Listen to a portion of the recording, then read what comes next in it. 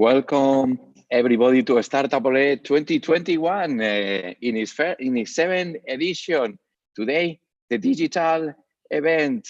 Thank you to all of you for being here with us and making possible this event. Due to the actual situation worldwide, some of our partners from Latin America, from the States, from China, from Europe, and many other countries couldn't make it here. So this is why we are celebrating a hybrid edition, including digital days today and tomorrow, and 3 days on site here in Salamanca, in Spain.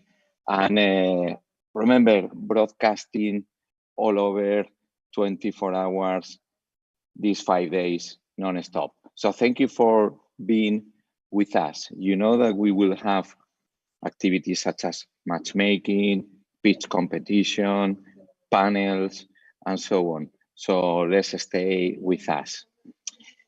Let me share a brief presentation with all of you. So we can explain what is the concept behind Startup Ole, and we are really glad about the fact that you join us. We are an event, as you know, focused on curated networking, but please take into account the following. Startup Ole has continued to grow in its recent years, and as a community in which its members are working together to achieve a more digitalized, decarbonized, sustainable, and fair society. So this is why we are here today and operating and working all together as a community. So just to give you some idea about what we are an event focused on curated networking based on a specialization on verticals and technologies. We are operating globally. We are the most of our members are from Europe, and many others, and more from Latin America and other countries, as we said before, like China, States, and many other countries. From the very beginning, we have been trying to democratize the ecosystems, and this is why in this occasion, which is due to the complex situation we are living, we are providing free content, free online tickets to everybody. So we will be delivering all the content for free to everybody.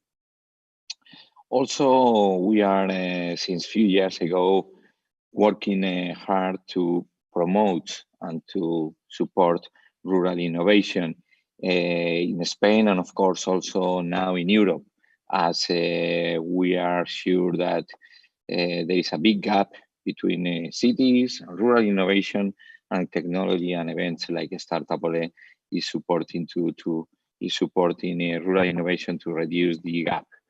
And as we said before, we are working together towards a more decarbonized society, sustainable, digital, and fair. Also,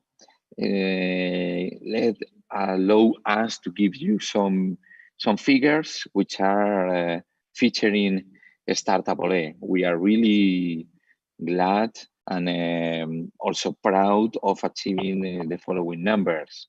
So you can see we will have these 5 days more than 210 startups, including also some projects from students, more than 400 key players, which is an impressive figure, telling what is really a Startup Ole these days. More than 60 roundtables with content about impressive topics.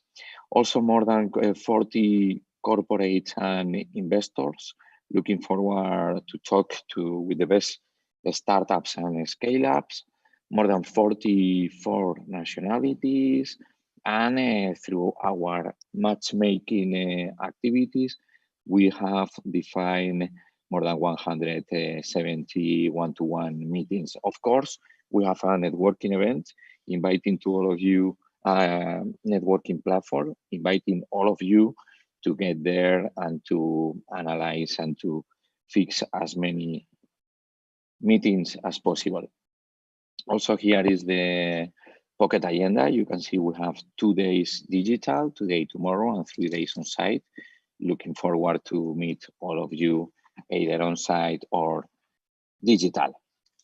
And announcement, big announcement. We are counting on you, or we are thinking ahead, and we want to share and to celebrate with you. We will be celebrating Startup Ole 2022 again in September, and this is the date. These are the dates from the 6th to the 8th of September, here again in Salamanca, counting on you guys. And then let the show begin. So let's go for it. Let's go for it, team. Vámonos arriba al tiro y empieza el espectáculo. Gracias.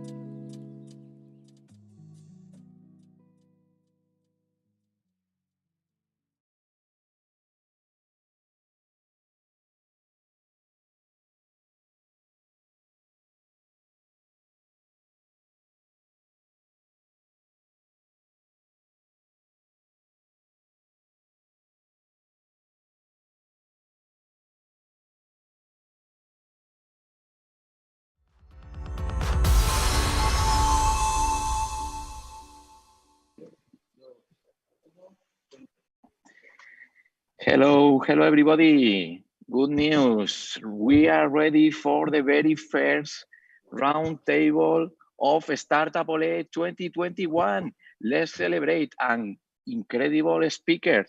So, the best thing for me, close my mouth and pass the floor to the moderator of the first roundtable, Fernanda Pringle, a reporter from Business Insider Mexico, and the title of this incredible and sexy roundtable is Entrepreneurs and the Press.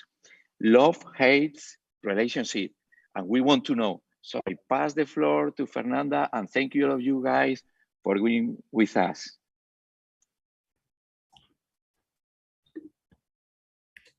Hi, welcome to this first table. I am Fernanda Ramos Pintle from Business Insider Mexico, and I will lead this table about the relation between press and startups. So first of all, I will introduce our speakers. Simon Cocking from Irish Tech News, Chief Editor and Co-founder. Anali Ruiz, Managing Director of Pro Network, and Fernando Trueba, CEO of True Growth Company. Welcome, guys. So first of all, I will give you some facts about this relation that I found on a story of PR agency called Bamboo, and they discovered that the 65% of the startups fail on the first stage because they don't have a properly communication strategy. And also 3 of 5 CEOs don't give money about this strategy because they don't know how to measure the results. So guys, I would like to start with these questions. The importance collaboration between press and startups. I would like to add a third actor, the PR agency. So Fernando, if you want to give us the first answers about this. Yeah, absolutely. Thank you, Fer. So I think it is a very important topic what you're talking about, and it reflects the fact that most companies in the earliest stage haven't found the right way to communicate their value proposition. And this goes hand in hand with the fact that most companies fail because they are not able to find product market fit. So until you find product market fit, then you have a clear understanding of what your value proposition is. And then when you have a clear understanding of that, then you're able to articulate it, and then you're able to put it in different materials and reach out to investors and media and even customers, right? So I think that the first thing that entrepreneurs have to focus on is on really understanding what their product is about, who their product is for, and what their product is solving for those people, right? When they're able to complete those sentences, then they will be able to have a cohesive and a cohesive pitch for both media and investors. And one thing that entrepreneurs have to have in mind is that when you're pitching to media, is almost as if you're pitching to investors, right?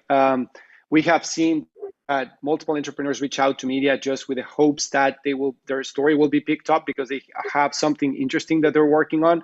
And there's a lot of people who are working on interesting things and a lot of people who want to get media coverage, which is fair. However, when you are reaching out to media, you have to do the due diligence on about who you are reaching out to, what they're writing about, what their angle is from a press standpoint. And it doesn't matter what you're working on is interesting or not, is you have to have the facts in hand and you have to be able to articulate why your company is interesting to be covered and what is the value proposition and the different points of view that you're bringing to the table. So I think that just summarizing, having a clear understanding of your value proposition and then making sure that you can tailor your story depending on your audience. Thank you so much, Fernando. So Simon, give us your opinion about this importance collaboration between startups, press, and PR agency. Yeah, definitely. So that was great. I liked what Fernando had to say. And I would agree that, look, pitching to the media and pitching to investors are kind of the same in some ways because we're looking to understand, is it something useful? Is it going to help? And investors obviously are looking for the financial return, but for either of those as a startup, you need to be able to explain and communicate and anticipate the difficult questions. And it's almost by the way that people answer or don't answer the difficult questions, whether it's from an investor or whether it's from the media, that will whether you achieve success or not. The other aspect is, as a member of the media, we get sent maybe 100 press releases daily. So therefore, if you want to get coverage, you're going to have to do something to differentiate yourselves. We have a kind of one rule of thumb is that if it's tech for good, if it's clean tech, if it's doing something to help the planet, then we feel that there's a story in it, and that's definitely something that we would like to cover. We've also done we've done articles about how to write press releases, because obviously the better the press release we get, the more we can work with people. And it is interesting how often people don't do that, and they don't spend the time, like Fernando said, to do the research on who you're pitching to.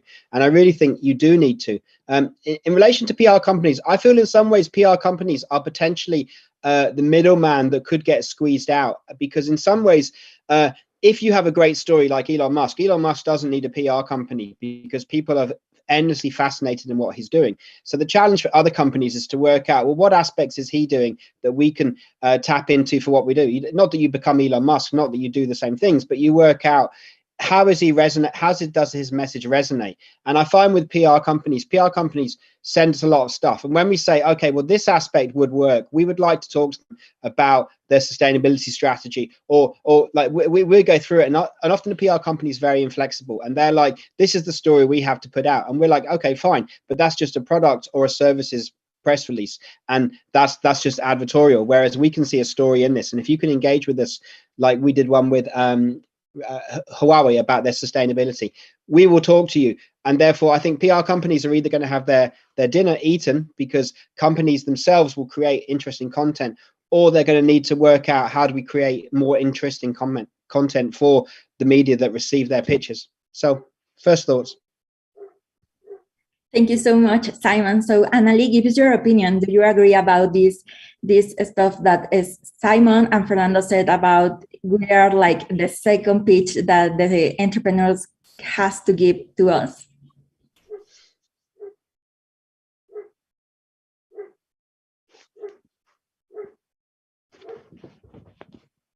Annalie, you have to turn on your microphone. Oh, sorry.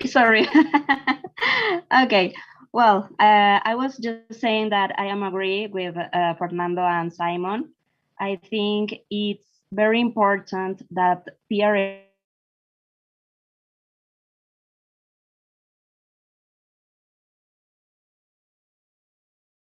So we are troubled with Annalie. So we are continuing with this table, and guys, I would like to continue with this second fact that I discovered. We have Annalie. Annalie, you can finish your thought. Okay, so sorry, I'm having some problems with my wire, but I was just saying that entrepreneurs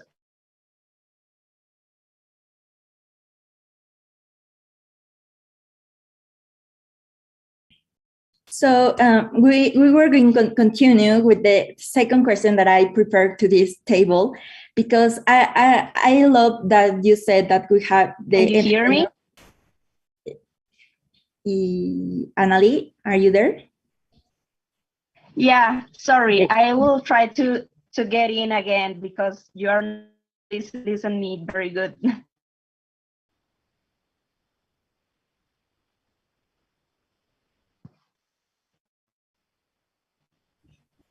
Okay,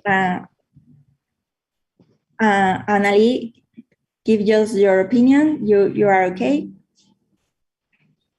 Okay. Well, just saying that entrepreneurs have to start giving good information to PR agencies so they can make a good job and send us information.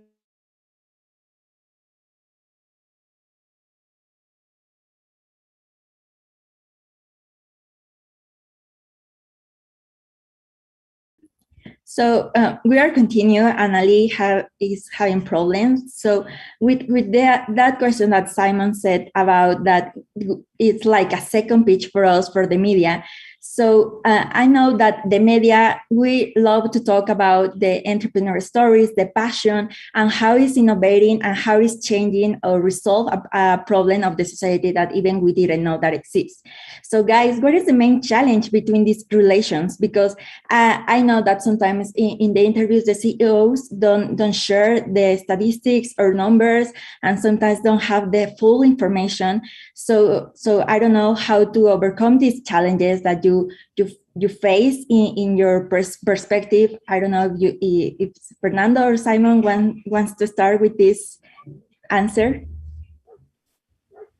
Yeah, absolutely. So that's absolutely true. I mean, most entrepreneurs either don't have all of the data that they need to pitch the media in terms of industry numbers, growth numbers, number of active users, or sometimes the data is not very flattering in the early stages of a company. So you may have a few users who are using your product, but you're working on something really interesting. So my advice there would be that to focus on what you're solving and to focus on what the company can be in the future and why that's important. That's important for a certain user or a certain industry or the world, as Simon was saying. So the more entrepreneurs focus again on the value proposition and what they're solving, the more they will pick their interest not only from media but also from customers and investors.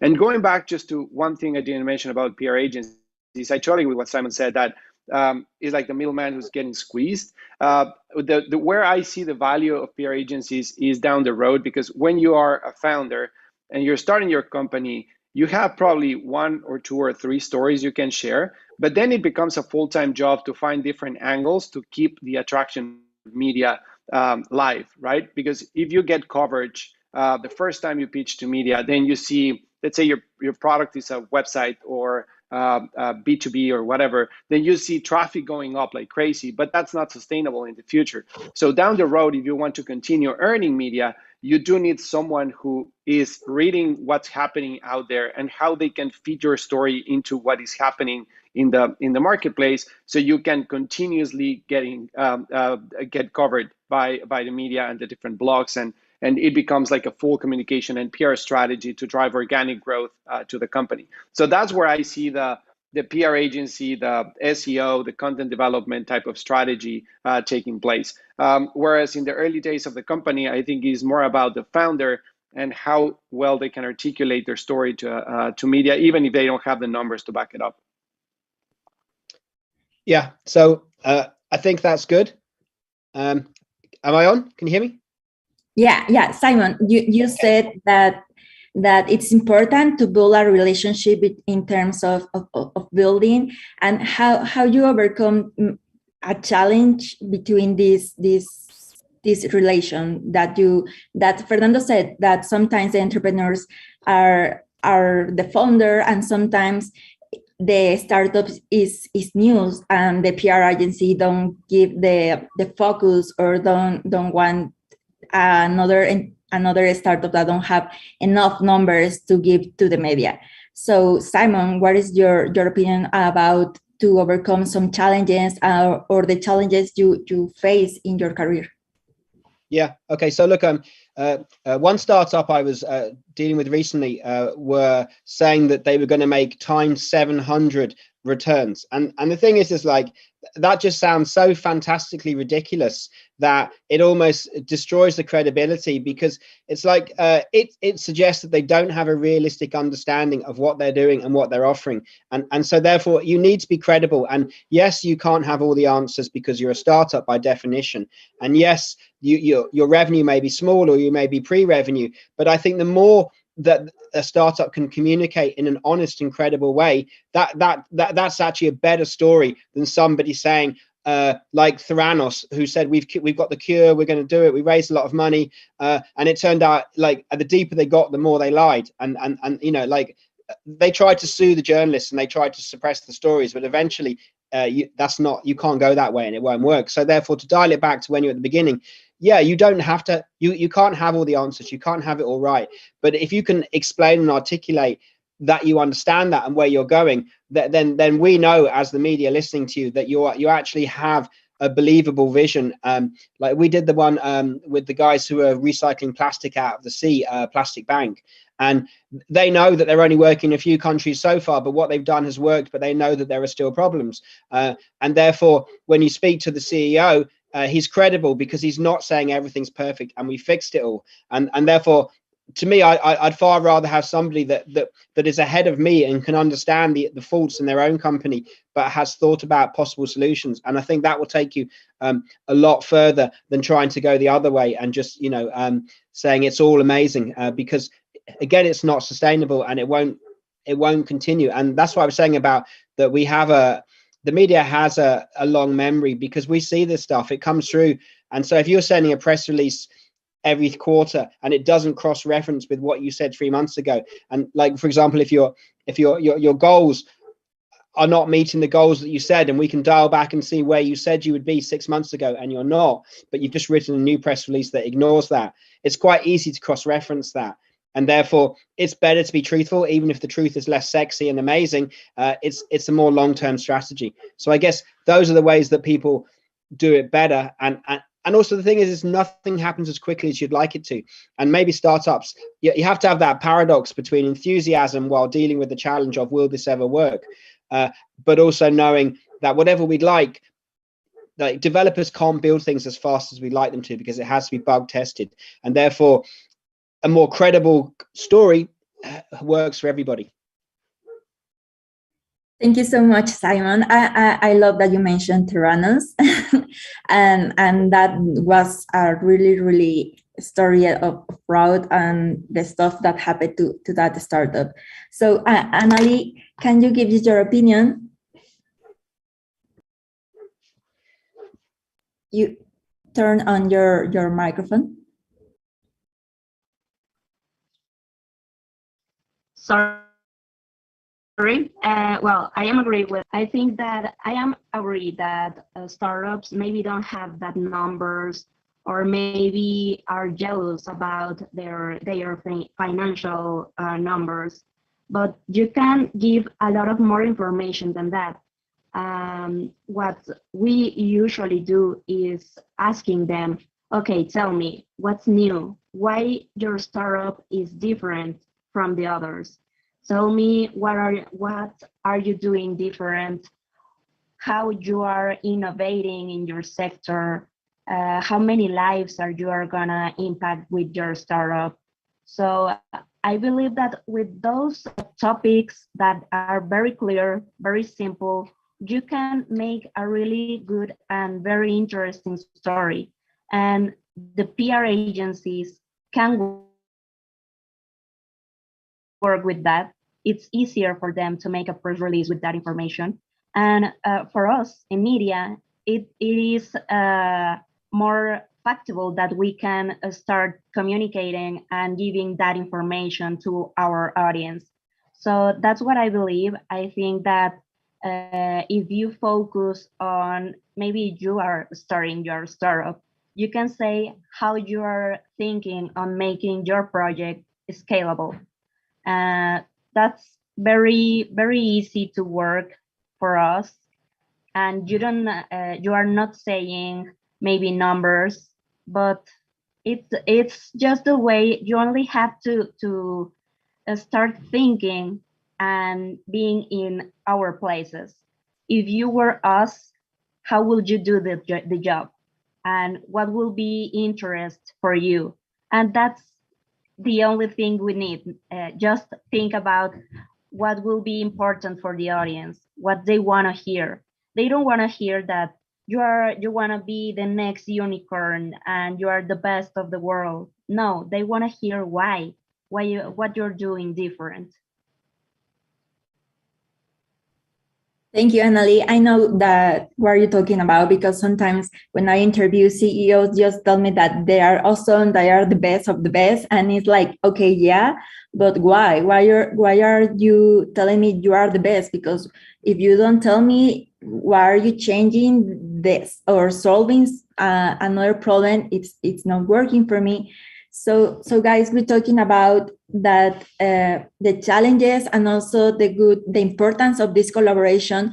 But also, I would like to talk about how we create a better communication. It's something that three of you mentioned in your intervention. So, how we can improve this relation, because sometimes it's kind of difficult to set a goal about the message, because sometimes as Fernando said, it's sometimes the CEO don't know how to set a goal about the message, or don't know how to communicate a better message.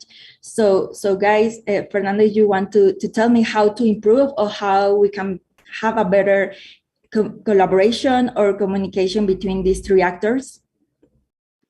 Yeah, absolutely. And I mean, to me, the relationship is like dating. So you're not going to meet someone for the first time and then you're going to ask her or him to marry you. I mean, you have to get to know the person, and then you have to pitch yourself to that person, and you have to understand whether that person is good for you or not. So that process is a slow process, and should be, and it has to happen.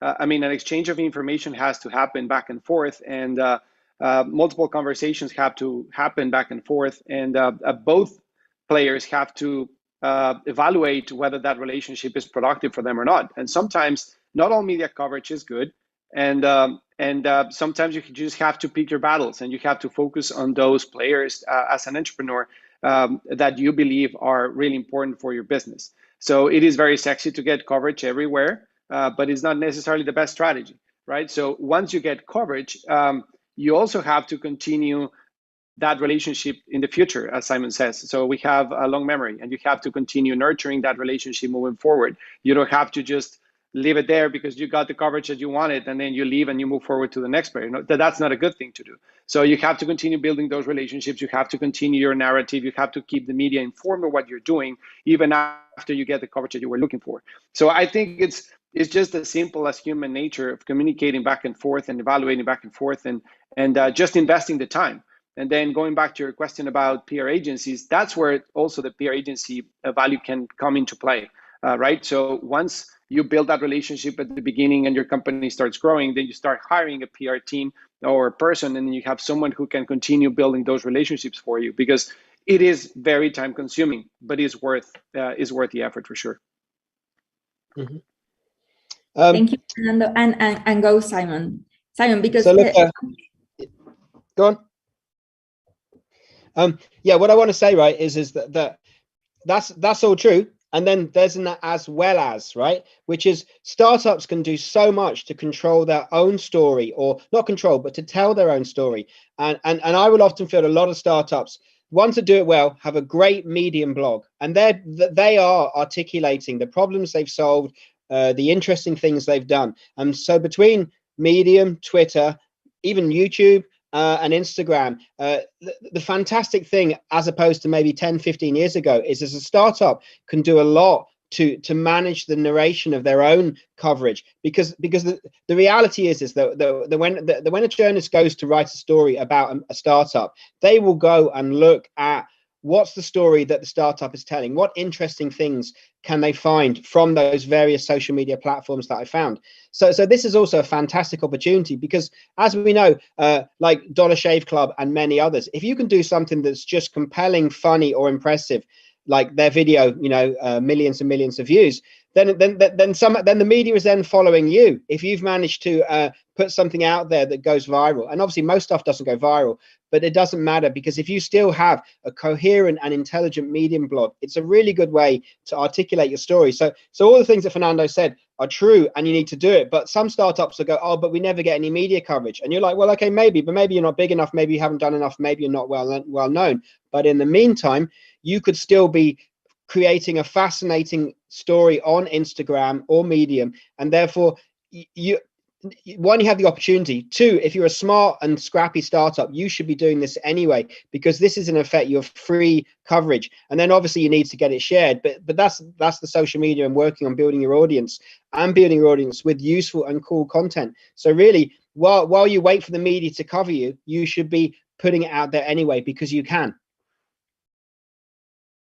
Thank you so much, Simon. And as you mentioned about the social media, it also in this research said that CEOs give 80% of the budget to a strategy on the social media because they thought that it's better to work out with Twitter, Instagram, YouTube, Facebook, and they don't. That's the main of the reason because they don't have. They don't know how to measure the results with PR agency. So thank you so much for Well, I was going to say yes, but sometimes they then pay a PR agency to manage those social media channels. And the problem is I want to hear an authentic story from somebody who actually works in the company, not a PR voice. So like you say, they hear your research, and the ones that do it well do it in-house, and the other ones pay a PR company, and it's boring. Yeah, absolutely. So thank you so much for this intervention. And Annalie? Sure. Well, I think that we might give some advice to startups about this issue.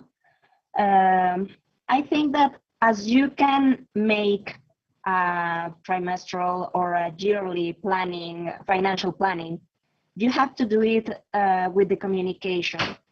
I think that you should start putting you a goal, maybe for 3 months, 6 months, 9 months, and those goals will be what you will start communicating to us, to media. So at the very beginning, let's start saying, what are you doing? We can start making this program about your progress. And in 3 months, maybe you can make a press release where you can say what's different from the 3 months later that we saw. So tell me, you were saying, so will you could do that? No, why? That's important. The startups are that example, and that how can I say it? You are that figure. The best that you can do is speaking with the truth, with the right thing, said what you are doing good, what you are doing bad. There are so many things that you can speak with media, with or without a PR agency. So I think that as you can plan many other, you can start planning about what you can start talking about at media. Because if you start saying something different every time, you will still be interested for us. And it's easier for us to make coverage about what you are doing good and what you are doing bad. The people, your audience, your clients will value more if you are saying, okay, I did this wrong and I realize, and I am saying, but I am changing. I'm changing that and I am doing it better. I saw, I don't know, maybe an example. I saw that my product were causing some environmental problem. So I have to stop my production, and so how can I do my product sustainable or maybe different? And now I am starting all over again. So that will be interest for us, saying, okay, this is startup, it's trying to do it better every time. We are not so wrong. No, we will try to see how you are changing, how you are making life better, easier, because I think that's the main objective of every startup: doing things different, making better, make a difference for everybody. So that will be my advice for all of them. You can make a program what you want to talk, and you will have the coverage of the press. But don't say again, you are doing the best thing and you will be the better in the world. No, just speak up speak us about the real facts. Don't tell us about what you're imagining. Just have the feet on the air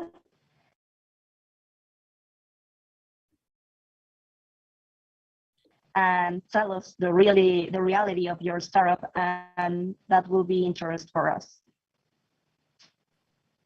So thank you so much, Anali. I agree about what you said about how we can the entrepreneurs has to settle a goal of the message who wants to give to the audience and also to the media, because at the end we are a bridge between the new investors, new public, and also in between these investors and the startup. So guys, I would like to talk about how were the main challenge in the last year about the communication, because the last year I made interviews across the world with Zoom and also Google Meet, with a screen between the entrepreneur and I. So guys, what is the main difference between the last year and the before the pandemic of COVID? So, how will be the communication in the next 6 months or in a year, because every day is changing right now. So Fernando, you want to start? Yeah, absolutely. Yeah, I mean, definitely, right? The pandemic has changed everyone's lives. And in a sense, I think that if you focus on the positive, you can be more productive, right? So you can talk to more people, you can make your agenda more efficient as well, and you can connect through Zoom or Google Meet or whatever software fits you well. And you can connect to people, and you can have productive conversations like the ones we're having right now. So personally, I have a podcast, and I interview all my hosts through Zoom, and it just works well. However, on the dark side of that is that the relationship, I don't think that gets built as strong as it would if you had like a face-to-face interaction, having coffee with someone, right? That type of human connection without the screen in between the two people, I think that goes a long way. I think that it helps build long-time relationships when you get that human interaction with people rather than doing it online. But I don't think that it should prevent us from continue doing what we're doing. And I think that if there's something that technology has helped us is to take down the barriers and the frontiers in between countries, right? We can talk to Simon, who's probably in Ireland right now, and I'm in New York, and you guys are in Spain and Mexico, and we're all together right now, different time zones, all together for the same purpose. So I think that yes, it is a challenge at some point, but it is one that we could use in our favor. Thank you so much, Fernando. And Simon, are you in Ireland? So I am, but I'm actually on an island off Ireland. But for the last year, it's been great. The podcast, we decided in 2019 to do more. And then obviously once physical conferences stopped, then it made sense that it was right to do the podcast and to do more of the podcasts. And, you know, like we had people from the US, from anywhere, basically, like it didn't really matter where they're from for all the reasons. And I think it worked really well because, you know, the podcast would be like from 15 to 35 minutes. And that's a conversation with somebody. And if you ask people open-ended questions, that's long enough to really get a sense of who they are, where they're coming from, in some ways in a more in-depth way than you might get in just by email or even a 5-minute chat at a conference. Now, that obviously that doesn't replace conferences, and I can see why people want to have them. But for us, it worked really well because of the range of speakers. And then also, we did a lot with companies in China. We did a lot of companies all over the place because they wanted to work with us because of the content we covered. The geographical location became even more irrelevant. Like with our team, we have people in Singapore, DC. So we're remotely distributed anyway, and therefore the lockdown then kind of made a lot of other companies understand that even though they hadn't had the coffee, basically, yes, we'd love to have coffee, but we'd like to do the work with you first and then have the coffee to celebrate. Whereas in Ireland, the modus operandi is almost have a coffee to decide if I work with you, and then maybe I won't.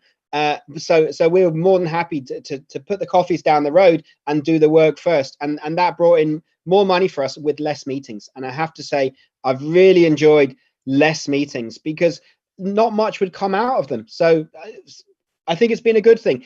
We're moving into blended and it'll be a challenge, but I think it's been very positive. Thank you, Simon. So we have just 5 minutes, and I would like to start with your conclusions about these topics we talk about.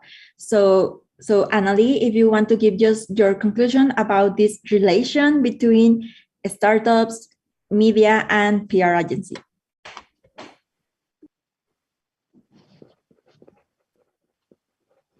Sure. Well, I think that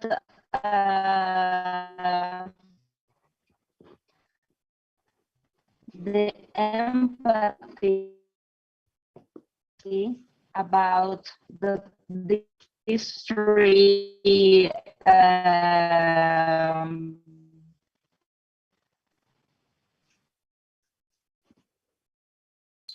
so I think Annalie is participants on this relation is very important. So Simon, can you give just your conclusion? It's very important that media understands the work of the PR agency.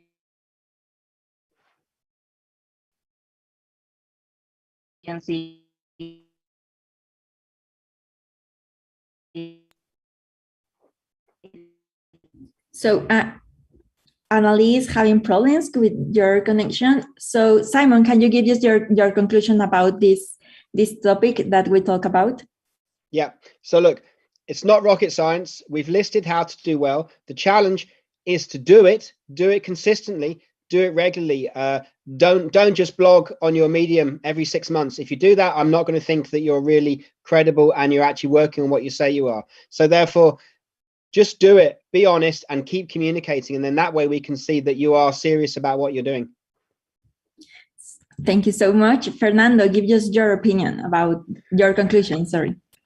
Yeah, I mean, I don't want to just say what everyone said. Again, just work on your value proposition. Be mindful when reaching out to media and treat it as a long-term relationship. And just to wrap up, one thing that Simon said, I think is very important is that, and alongside your comment, Fer, about how much money is going through social media, just remember that social media is a great channel, right? But it has changed and it has evolved over the years tremendously. So right now, I think companies pay too much attention on the quantity rather than the quality of the content that they share on social media. And they forget that Facebook only allows you to reach under 1% of your audience organically, right? So you have to either pay to get that reach or invest in the quality of the content that you're producing so that the people who follow you and will be find your content will share it, and then that will increase your reach. So my advice would be invest more time in content creation, SEO strategies, and reaching out to people who have credibility in the space rather than just producing content for the sake of producing content. So thank you so much, guys. I really enjoyed this conversation about this relation between startups and media. And we were talking about the challenges and also the collaboration. And we are agreed that the entrepreneurs has to give us a second pitch to us and just don't talk about that they are the best of the best. They have to give us their passion and also to share the why are the best and why are they solving a problems or the social impact. And also we talk about that the challenges we faced in the last year doing interviews across the world with a screen. So thank you so much, everyone, to watch us. Thank you so much, Startups AA, and see you next time. Thank you.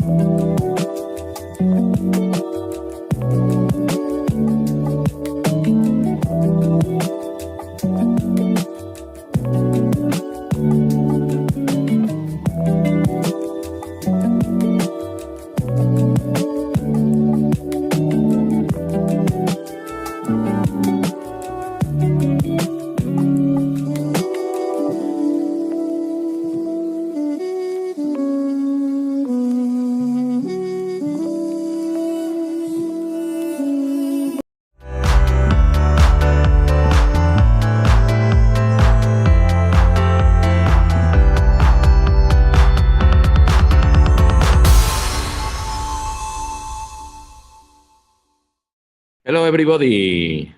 We are ready for the second roundtable. We were talking before about media, and now we talk about investment. And we have here an incredible roundtable. So I think we have already the most of the speakers coming to the session. So let's welcome the moderator. Hi, Victoria. How are you doing? So far, so good. Great. I'm fine, thank you. All the speakers.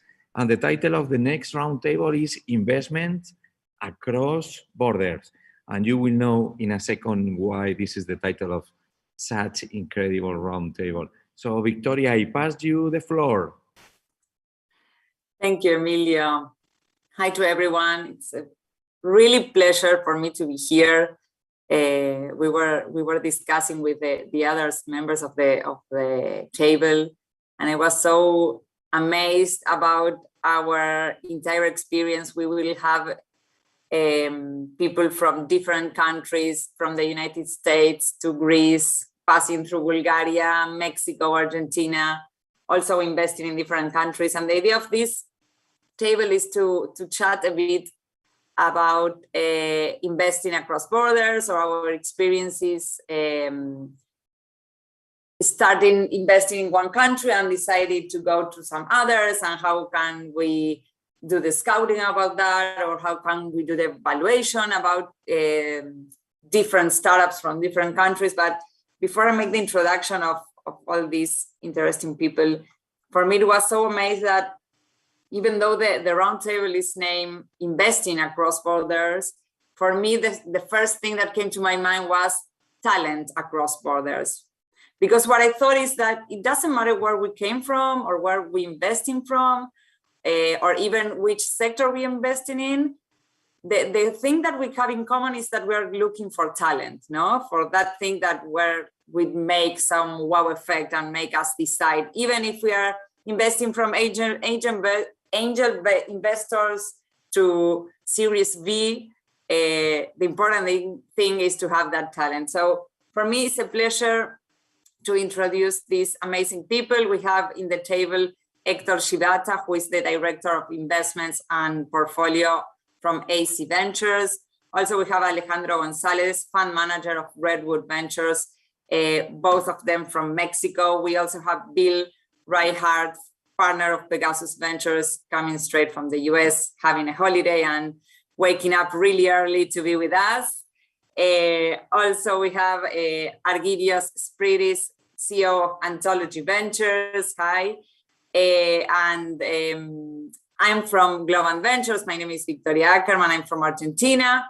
And even though I asked them to send me a brief introduction of themselves, it's such an amazing experience that they all have. We have people that have studied in Harvard, have degrees in Stanford, also people as Hector, who is member of Amex Cap, the venture capital association in Mexico. He's also a teacher, professor in the Tech of Monterrey. Bill is a former serial entrepreneur. His resume is really, really long, and he has a huge experience, not only investing, but also as a serial entrepreneur. Argidios, who came from Greece, also became an entrepreneur, and then he became the co-founder of Innovation Farm, that nowadays also he's working with Anthology Ventures. Alejandro from Mexico has a degree in finance, and he's member and founder also from an NGO called Cosechando. It's really interesting to see where we all came from, and my idea to do some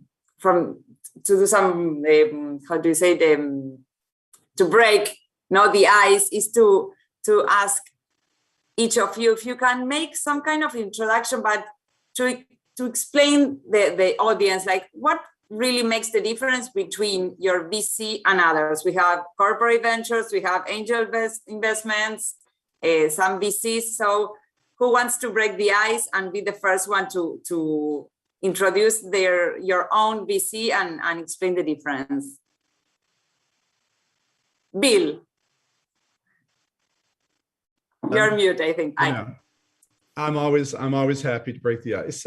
But thank you, Victoria, for that introduction. And I got it. And thank you to Startup Olé and the group for this event. And what an amazing world we live in now that we can, bring together on this panel this incredibly diverse group of people to have this discussion in front of an incredibly diverse audience at Startup Olé. So congratulations to Startup Olé on pulling this whole thing together. In terms of myself and Pegasus Tech Ventures, Pegasus is a global venture capital firm with our headquarters here in Silicon Valley and offices around the world. We've got over $1.5 billion of assets under management, and we invest across the spectrum, across stages, across technologies, and across geographies. So what makes Pegasus different, in part, is just that point. There are very few venture capital firms that invest across so many sectors and so many stages and so many geographies. And part of the reason is because we are, in a sense, a hybrid between a typical Silicon Valley venture capital firm and a corporate venture capital firm.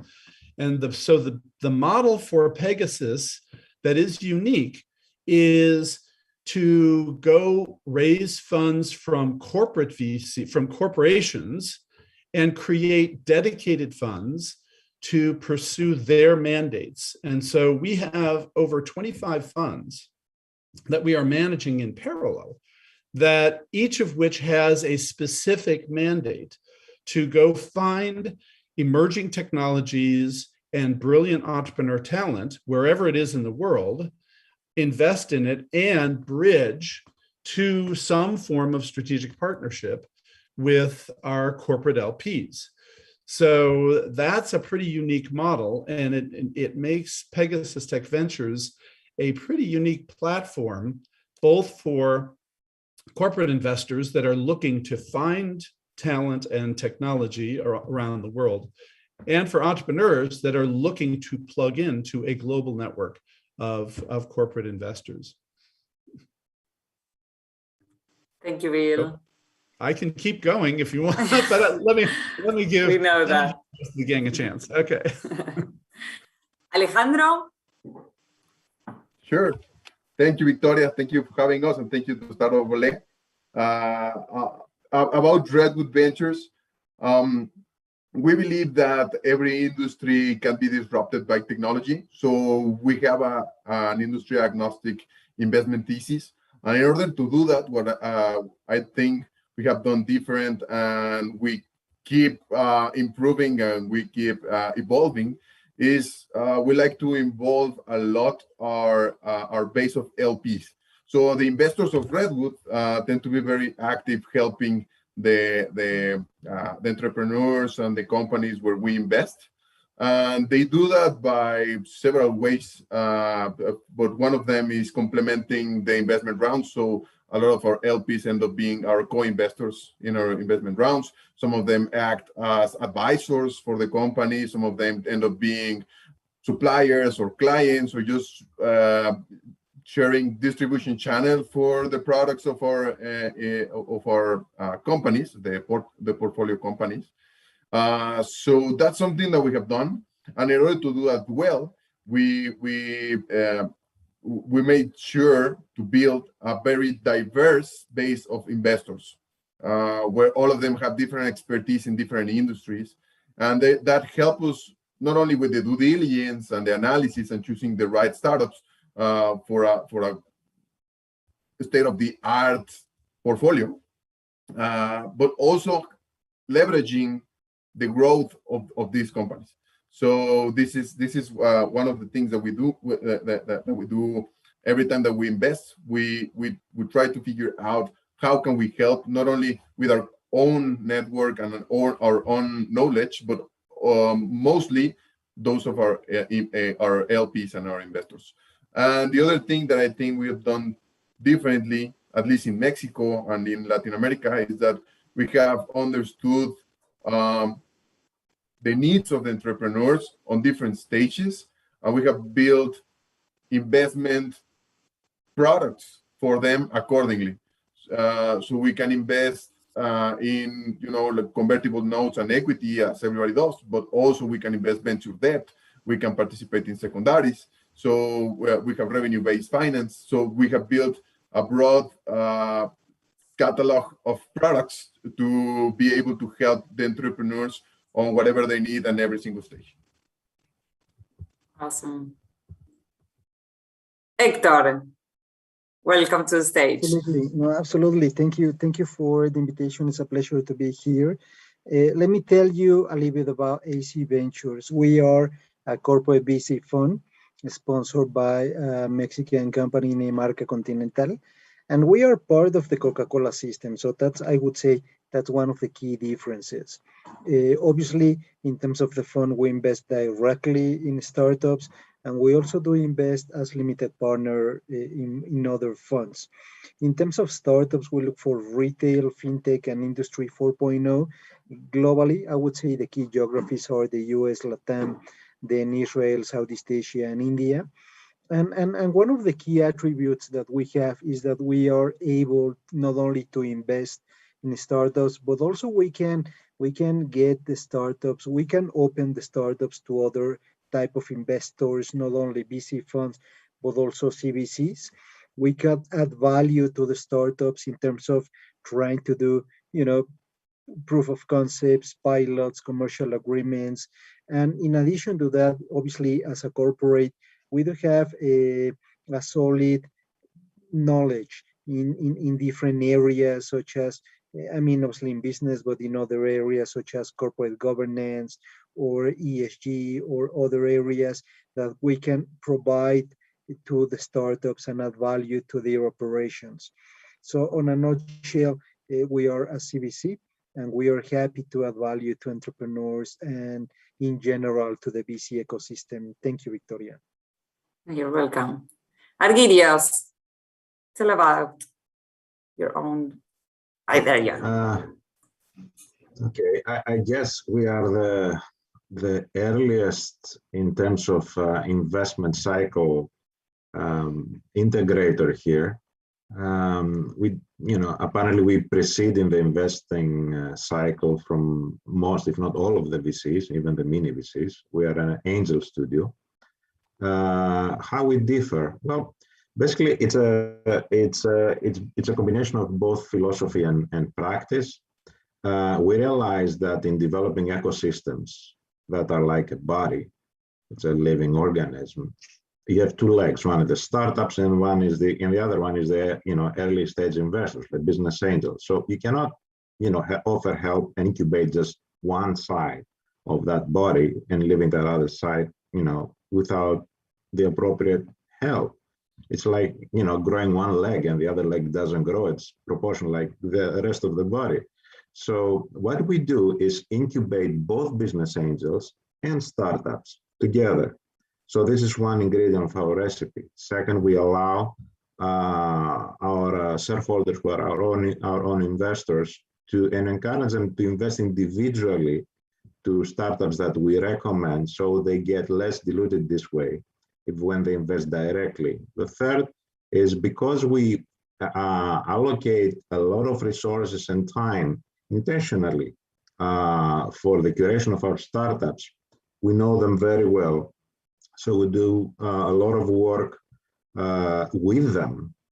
And of course, that doesn't come without any, the growing pains, but it is very useful as we mature together and we understand better its case. And as a result of that, we believe we are a very good pipeline for the follow-on funding entities.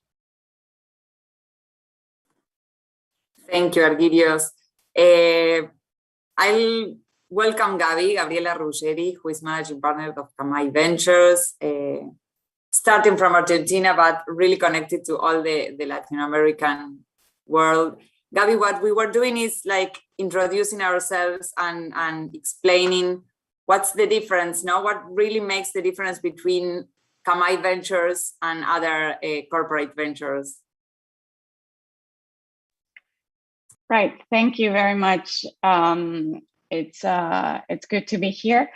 Kamai Ventures, I'm not sure if any intro was made before, but if not, what we do is we join different corporations. At this time, one multilateral organization and two corporations, Coca-Cola and the Arcor Group, in Latin America, to look for projects that where we can, through the reach and footprint of those corporations, we can help them develop and grow in an interesting way, with real revenues, with real projects. With the different startups that we work in different sort of pillars or initiatives. One that is company building, so doing different sort of calls in the market for solving a particular problem or situation that we see it's common within the corporate world. Then we invest in projects in various different areas. And we also do strategic alliances between the startups and the corporations in order to provide sort of mutually beneficial both technologies, or for the startups reach that these corporations can provide. That's the main idea, and we work from in different sectors, from the ag tech sector to biotech to more the digital spaces and e-commerce and fintech, and trying to add value to the market consumer, in general, the logistics and different areas. So that's more or less what we do. Awesome. I will ask some questions. The idea is like the one who wants to answer it, just start talking. I do not want to do like, can you answer to me? But what I was thinking is, we have different types of things. We have corporate venture capitals, we have angels, we have VCs. So the idea is like taking out the cassette, no, and answering honestly, like how do you do the scouting, no, and how do you search for startups? It's not the same to take them when they are just an idea, or it's not the same if you're a corporate venture capital and you really need to get it into the corporate you are going through. In Global Ventures, for example, what we start doing is like we have presence in more than 20 countries now. So the idea is like to try to find out those key persons in our company that could help us in those countries to see where are those startups. No, maybe those could be the client partners who deals with the clients and know the needs they are having, but at the same time, maybe there's a country manager really well connected. So we, like, as we're doing everything virtually now, to see how can we really get to those startups. How do you do it? Well, always happy to, okay. jump. Gabriela, go ahead, Gabriela. No, of course, Bill, please go ahead. No, well, so we use multiple mechanisms to try to find the best startups wherever they are on the planet. We start with the investment mandates from our corporate investors, from our corporate partners, which pretty much cover the broad range of everything. So we do life science and material science, in addition to IT, AI, robotics, hardware, software, telecommunications. So we're pretty much all over the map in terms of those different mandates.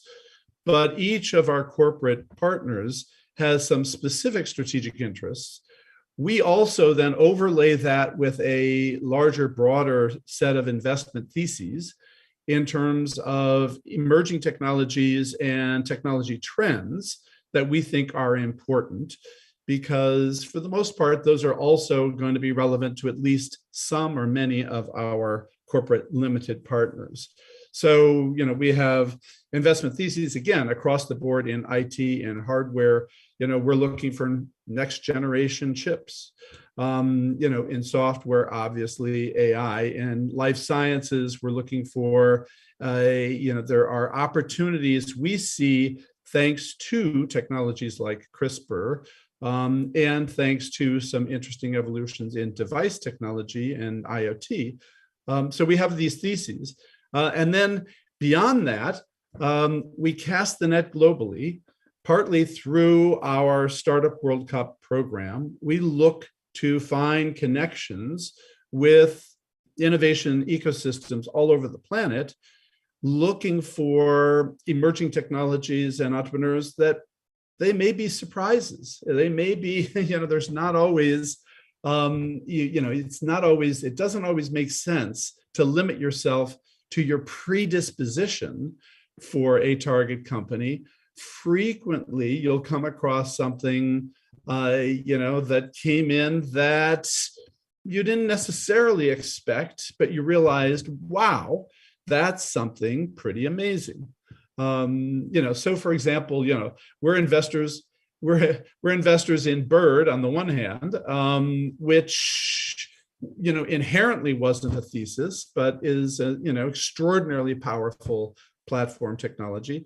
And at the other spectrum, we're investors in SpaceX. I mean, our corporates didn't come to us and say, we want to invest in space. But, we saw this opportunity that, a lot of people didn't fully appreciate the opportunity that space represents. And so keeping an open mind is really critical when you're casting the net for opportunities as an investor. Not easy. Gaby? Mm-hmm. Hold on, I'm going to unmute myself. This is the arrow of you're muted. But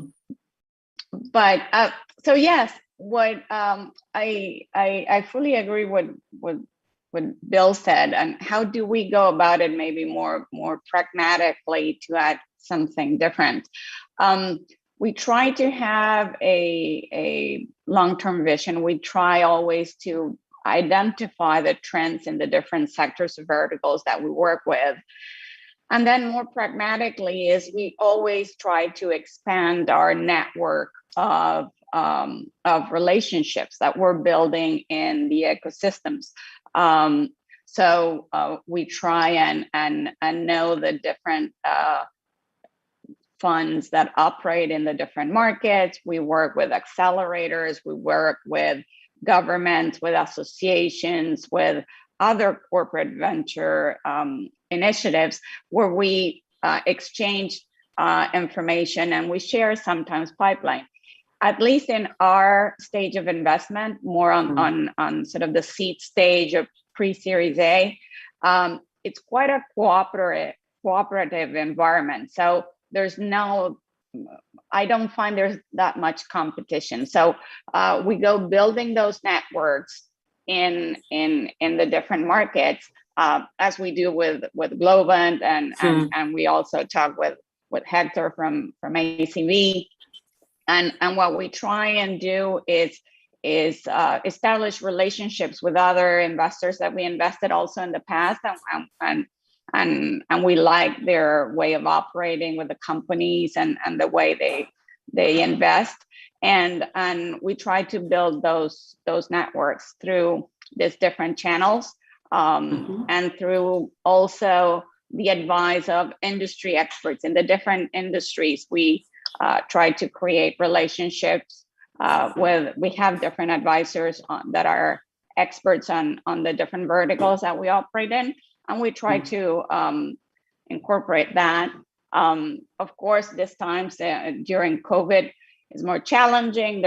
We were used to travel the region more and see people in person, and I think there's a big plus of seeing people also in person, because we're investing primarily in the people that are able to execute this project. So in order to spend, we try to price ourselves from being people or investors that spend quite a bit of time with the entrepreneurs, and I think that's very essential. So we try to accomplish that the best way we can by strengthening those relationships and having those touch points on and on. That's true for sure. I can say it. Thinking about the startups, when you look and you do the scouting, do you prefer those startups that really want to focus in one region, or you prefer more the ones that want to jump to another region immediately? Now, if you are in Latin America, the ones that maybe they're only in one country, they start thinking about Europe or going to go to the States. What do you prefer? Okay, go ahead. Well, for Redwood Ventures, we are actively and we love companies that want to be international. So in terms of deal flow, we love to see companies that have already proven their ability or their willingness to be international. So we definitely look for companies all over the world that have a focus on Latin America as a market to develop the market, and we prefer when we can actually help them soft land in some specific country in Latin. For example, we invested in VU, which is a company from Argentina, and we helped them. We've been helping them in the last months to open operations in Mexico and hire good talent here. We helped Ares Materials, a company from Dallas, Texas, to open operations, their technology team here in Guadalajara. So we try to look for companies, when we look internationally, we look for companies that want to go and open markets in Mexico in some vertical that we can help. So that's what we like. And also for the companies that we look for in Mexico, they have to be companies not fully attached to one single geography. The bigger the better.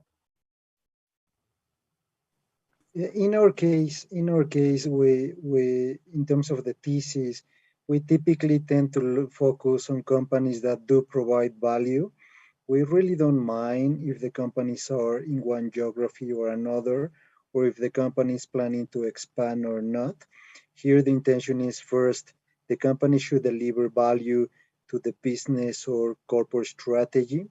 Second, they really need to provide, in some cases, additional capabilities that we do have or we would like to strengthen. And most importantly, the business or the startup really needs to provide value and really needs to have a growing strategy. It doesn't matter if the company grows in Brazil or if the company is from Tel Aviv and they are trying to expand in other geographies, such as in the US. Awesome. I was thinking about Argidios and the first steps, like the first stages where you invest, and thinking about the startup.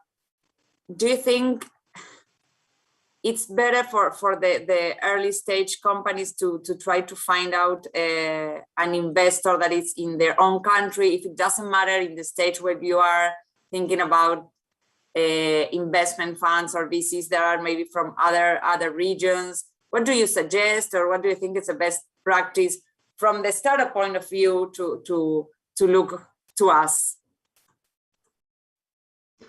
Well, to be pragmatic, the average startup at the very early stages will look everywhere for money. So, investment without borders is their norm, but in a philosophical way. Practically, they'll knock many of the wrong doors without much of a success for apparent reasons. So for a startup that wants to expand its reach of, doors to knock, has to do also with the ecosystem it operates and how many options exist in the ecosystem. Because imagine if you are an ecosystem that has, let's say, 5 doors to knock, and you operate the same startup in another ecosystem that has 500 doors to knock. If you are in the second one, you don't necessarily want to need to go across your border, across your geographic proximity to look for options.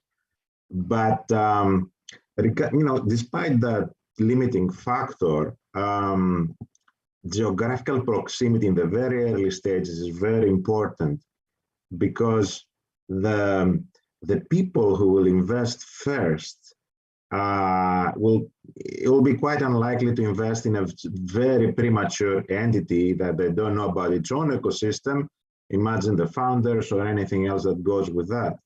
So it is very hard, and this is a very big problem that we are also trying to solve as an angel studio, by trying to bring together more angels from different ecosystems and try to give more, a better synthesis of options for this problem. I'm not saying we will solve it this way. It's very, very hard to solve it, but at least it's a better angle to make things work. Many local bands are actually doing a lot of work in order to, boost the local financial powers to look more favorably to high risk investments, but there is still a lot of work to be done. Yeah, it's a very difficult challenge for the startup, and it's directly related to the availability of resources. So my advice for them is look to neighboring ecosystems first before they go to very, very long distant ones. The other option is not to look for geographical proximity, but for ethnical proximity, because sometimes, the diaspora can help you a lot, or, can understand your language or even sympathize with your cause. Vicky, if you'll allow me, I wanted to add something to this point. I don't think it really matters to us too much as long as our thesis is not against it. We primarily invest in projects that operate in Latin America because that's our primary focus within our thesis. But if the companies operate also elsewhere, there's not a problem. What we do is we try to offer the market and entrepreneurs a little bit of training through different initiatives. We do a podcast or some talks like this or others. And we offer a workshop that has to do with fundraising strategies and how to set up a fundraising strategy in early stages, what you need to think about, what are the things you need to be clear about, what are the different steps or stages, what are the different players, how's the ecosystem distributed? Because a lot of times when we as investors receive pitches from different startups, you see that some and first-time entrepreneurs all the more, even more, they don't prepare their fundraising strategy as a project, as an initiative, as something that has different steps. They don't try to match what they're doing with what investors are interested in. And there's definitely, although as Argues just said, there's definitely, they will go looking everywhere, but there's a lot of value in matching the right entrepreneur with the right investor, and those theses match, and the added value is there. And when that happens, that relationship, it's really positive, on the overall. And what we told them is, you don't only want what we tell entrepreneurs is, you don't only want your investors in good times when you're raising money, you want them in bad times when there's a bottleneck of some sort that your business is going to go through one way or another. So it's important to have them on your side, believing on what you're doing, on the vision of what you're doing, on what you want to accomplish in those times too. So we try to provide some of that feedback and context through workshops and different things, so entrepreneurs become more first timers, more proficient, or think a bit more about the fundraising process. And talking about fundraising, I know Bill wants to talk about this, but we are facing, I think, more availability of resources, more VCs are arriving, more corporate venture funds are appearing, and what we were talking is that when we start talking about valuation and investing across borders, we may have some differences, or we can have some discussions. Now, people from Latin America sometimes would talk, no, but in Silicon Valley things are different. No, but if you want to go to Silicon Valley, this valuation has nothing to do, or you should talk to somebody in Europe because things are getting different also, or because some big funds are coming to Latin America. Like, the discussion is on the table. And how do you deal with that? No? How do you deal with valuation and across borders or regions, or how do you deal with that when an entrepreneur comes and thinks he's I don't know how to say in English, but that it's startups, it's 10 million, 20 million, 50 million, and you have to have that discussion. How do you deal with that? Yeah, I mean, so this ties to the last question very, significantly, because when we meet an entrepreneur, we want to see that they are really good at executing in all dimensions of their business, and fundraising, unfortunately, fundraising is a key part of execution. And so we, sort of a dirty little secret that I got to tell the entrepreneurs is, we assess your prior fundraising activity as a measure of your ability to execute. Whereas, for the most part, entrepreneurs, they just want it to be done with. They just want, get the money and focus on their business. But in fact, especially if you plan on going global, we want to see that you are thinking about, sort of your long-term financing strategy, not just, how do I get to the next milestone? And so what that means is that, we want to hear that entrepreneurs are rational and reasonable about how they value their companies.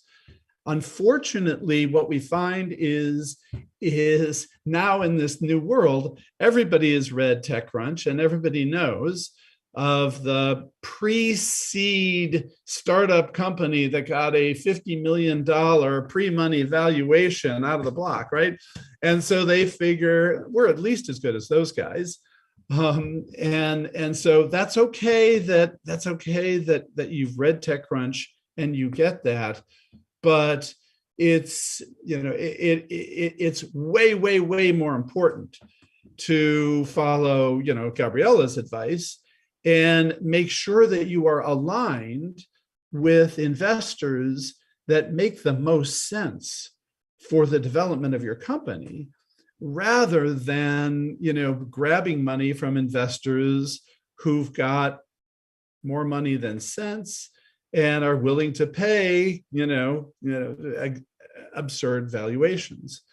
So that's, it's really tough for a team to turn down money that is priced, higher. I totally get that.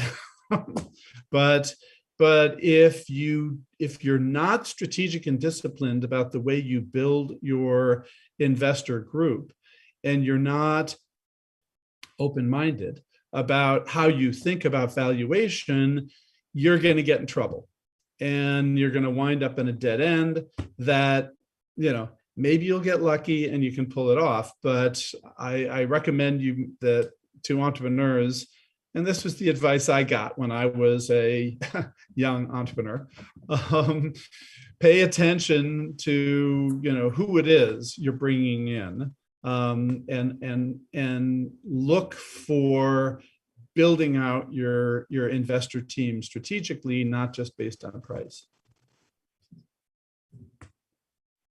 Awesome, great. We're just finishing. I don't know if somebody wants to say something about valuation. I know, Gabi, that you turn on your mic. You want to say something? Yeah, sure. What we try to do, aside from trying to get entrepreneurs to build their fundraising strategy, and what Bill said was extremely relevant in what we're trying to do is, when we look at a company, even if it's early stage, we try to do different valuation methods. We use comparables. We use, more of the VC method. If we're able to, we do a DCF. We try to do it to show the entrepreneurs also that depending on how you look at their company, valuations can be very different, and they can have a range, and that will also position them for the future, and how they act in their valuation today, and how they scale it in their milestones, and how they project their future, and how they build the team of investors will reflect on what happens next. Because in future rounds, investors will look to see what happened in the past, as Bill said, as they do. So that's very, very key. And although it's early stage, we always do try to build different valuation methods to give the entrepreneurs also a reference that just because it's early stage and it's venture, it cannot be anywhere. So, but yeah. Thank you, Gabi. I think we have to close the roundtable. For me, it was a real pleasure, and what it takes like a conclusion is that it doesn't matter where or when. I think there's enough investment available for the entrepreneurs, but we all look for good startups. How do you say it? Like really coherent, no? Like we do not really want startups that really think they are going to be a unicorn in the next year. We just want to work with them. We just want them to be part of our corporations if we have in our investment thesis something that really makes sense. And also, as Gabi said, it doesn't matter if we are in an angel investor or we are in a Series A or B, we just work all together. And even though more after the COVID, no, it's really important how we connect each other, because if I really want to invest in some startup in Mexico, for me, it's really important now that I know Hector or Alejandro to talk to them, to try to see if somebody knows that startup or not, how is it going, how it's going in the market. Like things really need to be prepared also as the startup to have better startups. And I think we are all waiting to have the best entrepreneurs, and we really want to invest on them. It doesn't matter where they are. And I don't know if somebody wants to say something to close, but for me, it was a real pleasure. It's a pity that we do not have more time to listen a bit more to all of us. And I hope you have enjoyed. I really enjoyed. And if somebody wants to say something to close the roundtable, now you have couple of minutes. Well, I'll just say bottom line, it is a great time for entrepreneurs. The world is wide open in spite of COVID. Because of Zoom, it's a great time for entrepreneurs because the mindset now is that innovation can and should be global. And it's a great time for investors because we see entrepreneurs all over the planet that are going to make a dent in the universe. And so I just want to say, in spite of the crud that is COVID, in spite of this COVID mess we're going through, and God bless we get ourselves out of it, it is a surprisingly great time for entrepreneurs and investors. And so I want to leave with that sort of positive, optimistic outlook on the future of innovation, entrepreneurship, and venture capital. Thank you, Bill. Thank you all. I don't know if Emilio, if you're gonna take the stage. Thank you, Gabi, Argidios, Alex, Hector, Bill, a real pleasure, and hope we can see each other personally. And we will wait for Emilio. I don't know where you are. Thank you, guys. Thank you. There. See you in the next edition. See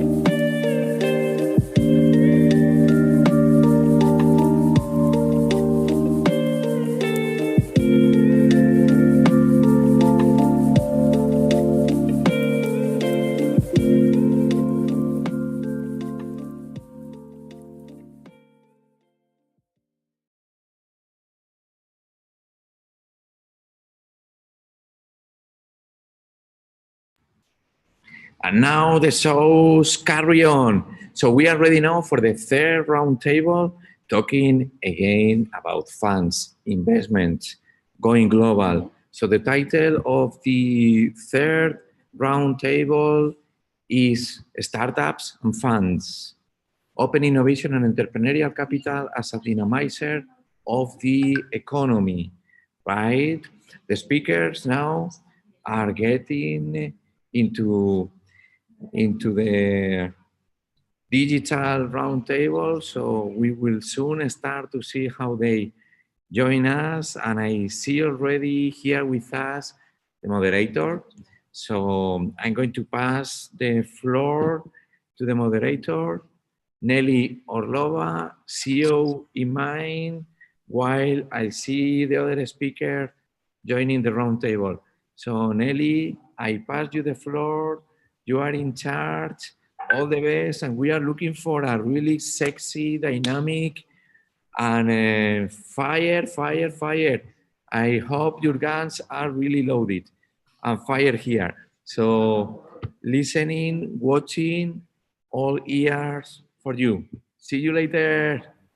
See you, Emilio. Thank you very much. You definitely inspired us with your energy.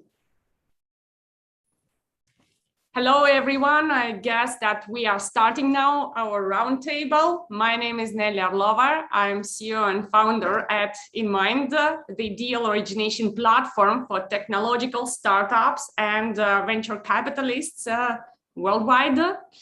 And today I'm very excited to moderate the discussion by Startup Wall about open innovation and entrepreneurial capital as a dynamizer of the economy. And let me first introduce our amazing speakers, venture capitalists from different parts of the world. We have here Eduardo Medina, who is venture capital executive leader at Polygona Capital. Hi, Eduardo. Hi, Nelly. Nice being with you here. Great to have you here, Eduardo. We also have Patrick Menendez, principal at Cometa VC. Hi, Patrick. Hi, very happy to be here. Let me greet also Francisco Garcia, lead analyst at Dux Capital. Hi, Francisco. Hi, thanks so much for the introduction. Thank you for joining us. Then also Conrad Fernandez, scout at Chile Ventures. Hi, Conrad. Hi, thank you for the invitation. Glad to be here. Thank you, Conrad, for joining. Of course, we have also Jesus Hernandez, Accessibility and Innovation Director and Fundación ONCE. Hi, Jesus. Hi, hello, everybody. I am very proud to be here. Glad to have you here on board. And of course, we have Noah Lashan, who is investor at Pegasus Tech Ventures. Hi, Noah. Hi, hello, everyone. Happy to be here as well.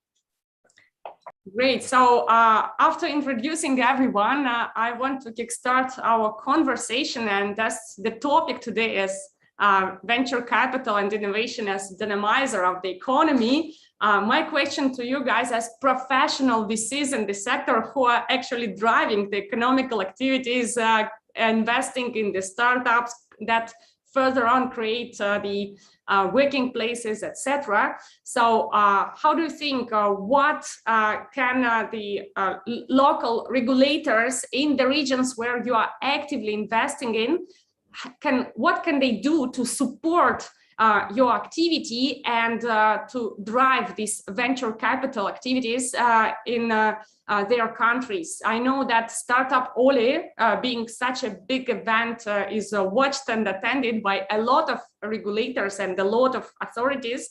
So I hope that if you give them some cool hints on how they could support your activities, then probably we will end up even with better conditions for venture capital.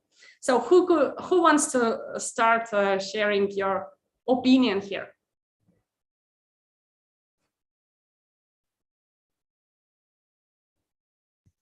I can start if yeah, mine. Perfect. Eduardo, please go on. Eduardo from Icono Capital. Thank you. I think that regulators have a key element to participate in the economy.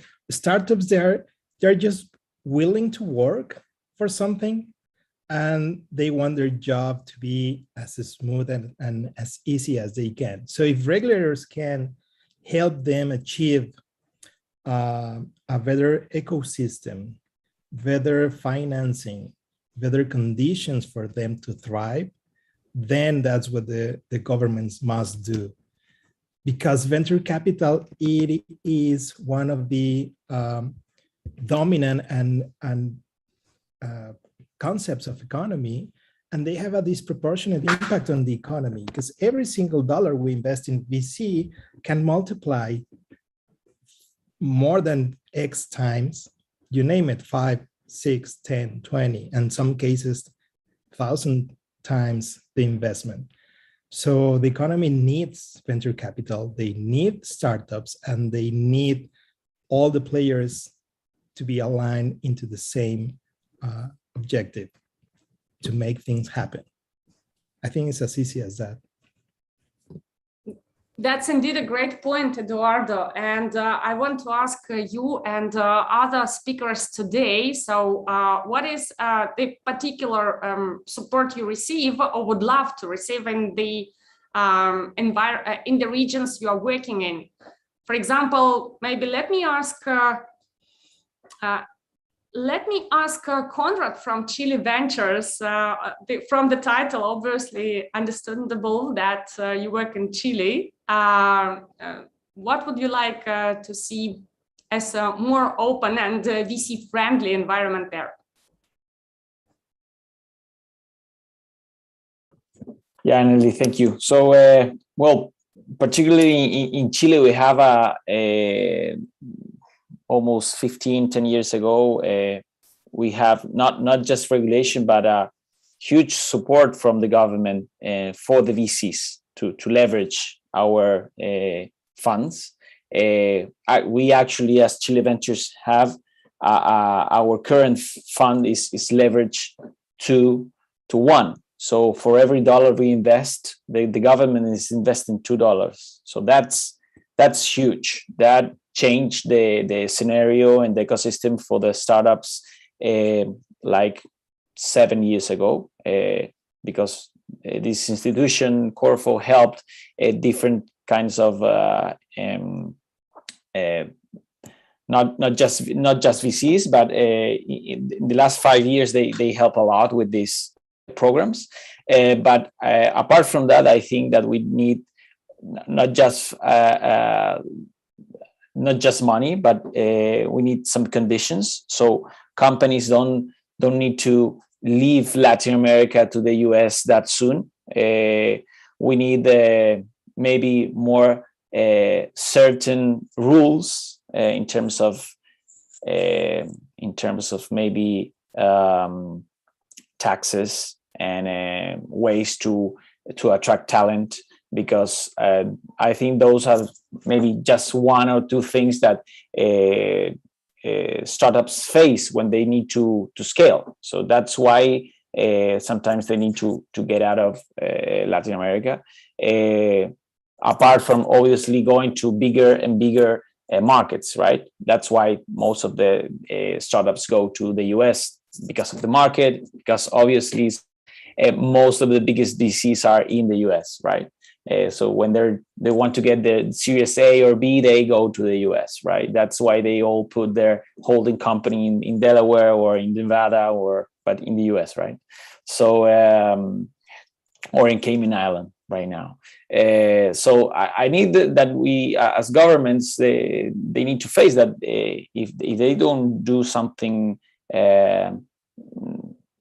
fast, we will lose these companies faster and faster, because the talent is there, and companies are making and starting from scratch, even with COVID, more than ever. You know, that happened in 2008. All these unicorns that we have right now, Dropbox, Airbnb, they were born after the financial crisis. So we're going to get many more companies after this, but we need to have a level ground, you know, in terms of taxes and many other things. So I don't know. I don't have the answers, but I see that there's some problems there, maybe.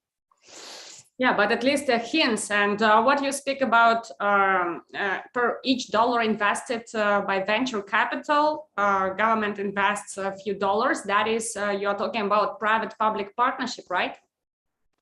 Yeah. So for each dollar that an LP puts into the fund, Corfo puts $2 or even $3 for this kind of funds, VC funds. Okay, very risky, like the ones that we want to do, right? Searching for the companies that are very risky right now. Yeah. Okay, great. So that definitely stimulates the VC activity on the region and could potentially attract new VCs coming to particular countries. My question is, what is going on in other jurisdictions? And we have here 2 or 3 even more VCs that are working on Latin America specifically, Cometa, Dux Capital, and also Polygona Capital, and 2 international players like Fundación Once and Pegasus Tech Ventures. So what is your opinion or experience, guys?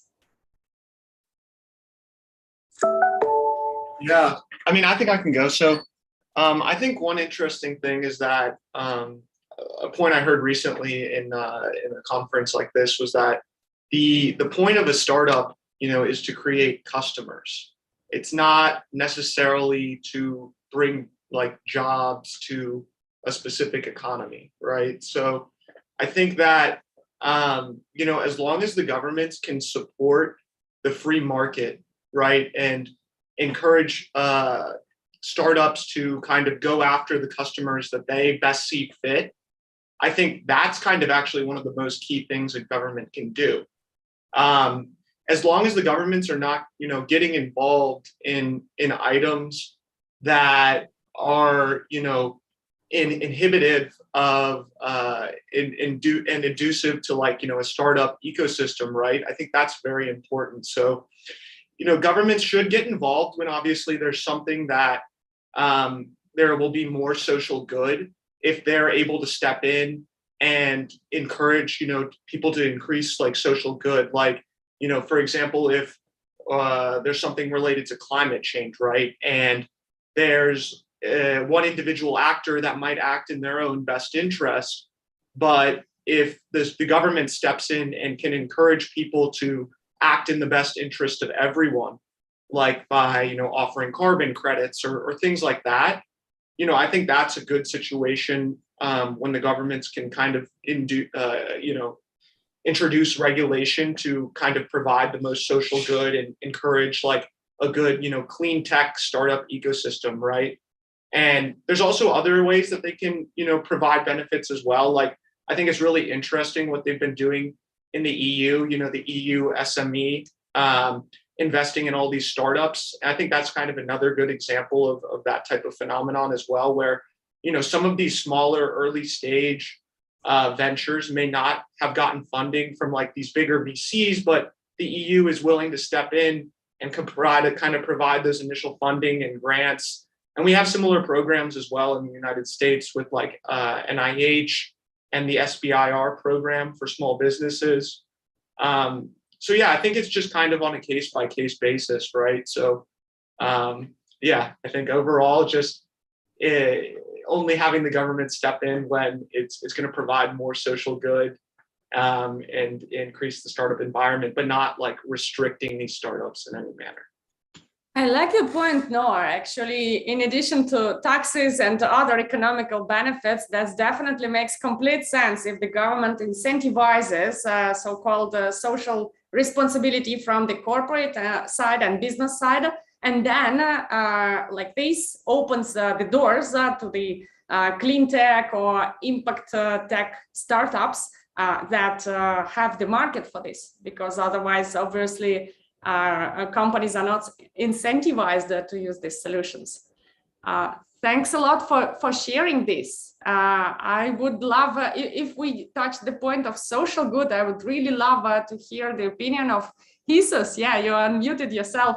I'm muted because I would like to continue talking about the social responsibility, the investment for good, and the social impact, because I think this is a very, very important point. And we are the only one in this roundtable. We are not a venture capital. We are an organization of disabled people. And let me talk a little bit about my organization, because in Spain, everybody know who is or what is ONCE social group, but maybe in Latin America and in other countries don't know what is ONCE social group. But we are maybe the biggest organization all around the world working for people with disability to improve the quality of life of people with disability and managed by people with disability. It's an 80 years old organization. It was created in 1938 in the middle of our civil war. And it was created to help and to take care of blind people selling lottery, to create employment, selling lottery. But in 50 years later, ONCE decided to create the Fundación ONCE. I am working for Fundación ONCE. I am, as you told at the beginning, I am the director of accessibility of Fundación ONCE, and we are working to help any kind of people with disability. It's different what kind of disability. And we work with two main goals, with employment and with accessibility. And now we are promoting and helping in startups with a social impact. And I would like to talk about the social impact, right? Because you asked before what the government can do to help the startups of the investors. And I would like to say the government have to take into account the projects with a positive social impact and has a differentiation between the normal or standard projects and a project with a social impact and help them a little bit more with taxes or helping in this organization. And at the moment in Spain, we have a problem with, for example, with business angels. As an individual, you only have a reduction of your tax for the 30% of our annual taxes if you invest as individual, and now are going to increase to the 40%. In other countries like as UK is the 50%. So for that, I think the taxes is one of the most important things that the government can do about. So you mean tax reduction for those who invest in the impact-related projects, right? Really. Okay, yeah. That makes complete sense. How do you think, Francisco, Dux Capital pays attention to the impact factor of the startups you are investing in, and what do you think of the potential opportunities and methods to stimulate the venture capital activity in your regions? Sure. Well, yeah, at Dux Capital, yeah, we have a great guidelines for seeing the impact of every startup. We like to see ourselves as impact investors, to have this social component of the startups to impact positively people's lives. And regarding the second topic about the Mexican ecosystem and Latin American region, and also relating this to the government that we talked about earlier, we know that in Mexico, we cannot rely 100% in the government for investments. A great institute was born almost 7 years ago. It was called INADEM. Many venture capital funds were born out of this. And well, unfortunately, in 2018, it was eliminated by the actual government. So that's why we need some, like, I share the same thoughts of Conrad, that we need to have rules the same for everyone. So, and also we cannot rely on the government. Why? Because we know that COVID changed almost everything we knew, especially in the economy, and especially in the region, in Latin America, but especially in Mexico, there was no support given to SMEs or entrepreneurs. But what came for the region as a tank of oxygen was the open innovation and the entrepreneurial capital. So that's how founders bring in this open innovation, and investors, us venture capital funds with entrepreneurial capital, we help the economy grow. So a recent survey showed that in 2021, the investments made in the VC industry in Latin America almost doubled from 2020. So that's why we cannot rely only on government. Yeah, they help a lot, but if they are there for us, we as private investors and founders, we together with this open innovation and entrepreneurial capital, we can reactivate the economy from the hard hit that was from this pandemic. And this applies not only to Mexico, from all Latin American countries and all over the world. Francisco, thanks a lot for this point and sharing these starts. By the way, you mentioned that in 21, the number of investments fueled in Latin America doubled in comparison with 2020. And do you have any ideas what was the reason for that? Yeah, I think what was the reason, it was that these type of meetings, you can have them with founders all over the world really easily. So I'm in Mexico, I'm looking for a founder for a great startup that he's operating in Spain.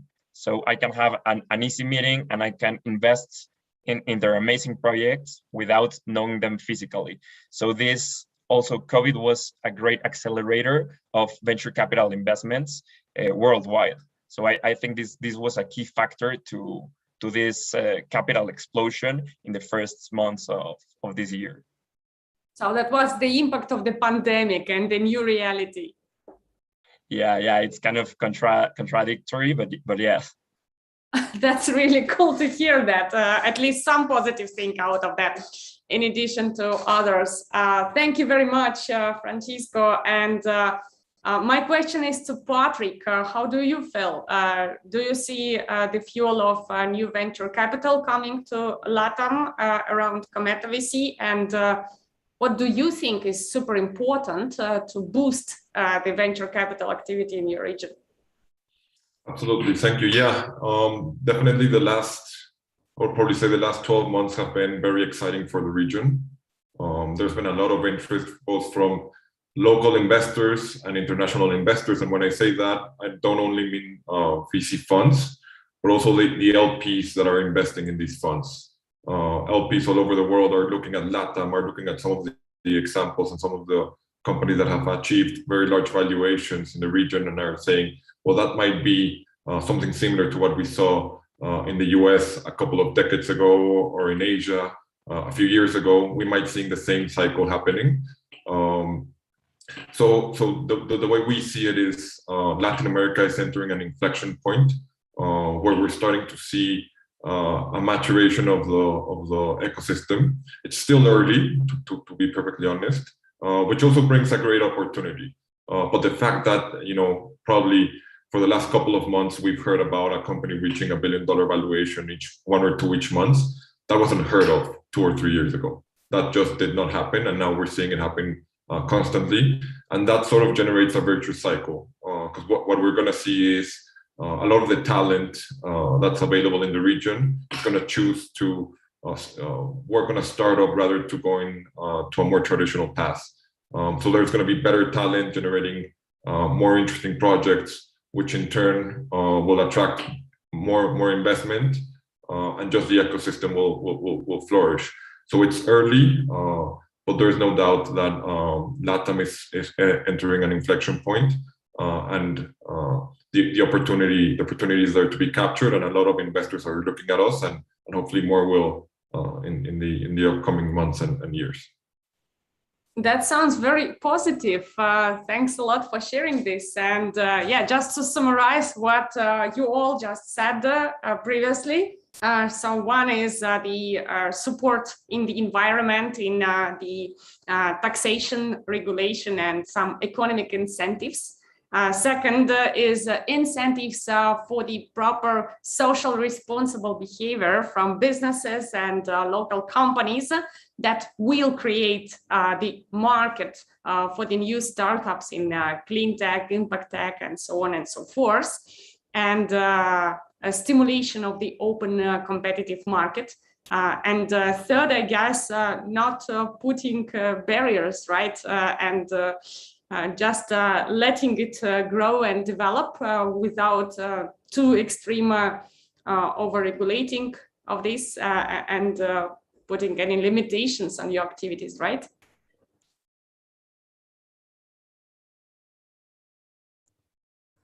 Okay, so and then we have around 15 minutes left before the end of this panel.